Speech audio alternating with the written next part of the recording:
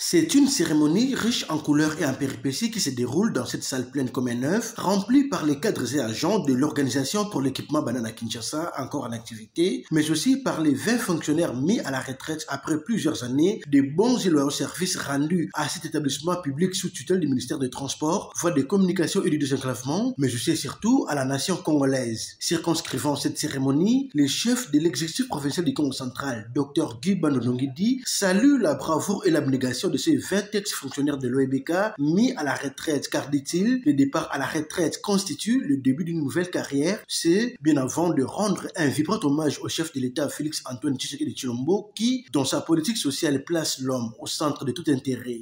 C'est vraiment un jour mémorable.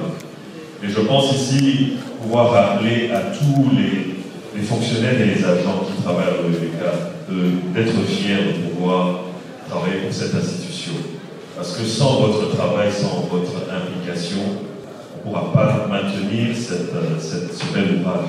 Et donc, au nom de la province, on voudrait ici vous témoigner de notre gratitude. Pour sa part, le ministre d'État intérimaire en charge des transports, Maître Marc Ekila, a quant à lui reconnu les mérites de deux parmi les heureux retraités qui ont participé à l'érection du pont Maréchal, cet ouvrage d'art placé sous la gestion de l'OEBK pour assurer sa survie et sa maintenance. Il a, au nom du chef de l'État et du Premier ministre, émis le vœu de voir ces deux personnages être immortalisés par leur ancien employeur. Je citais Papa Kalumbo et Papa Fadiat. Parlant de ces deux illustres personnalités, monsieur le DG, moi je vais vous encourager à ne pas vous arrêter à ce que nous avons vu, mais plutôt à trouver des voies et moyens de les immortaliser. Vous avez dit, tout à l'heure, j'ai visité le SAD, un bâtiment de l'OEBK qui est en construction. Pourquoi ne pas prendre l'une des salles baptisées salle Kalumbo? C'est une réflexion.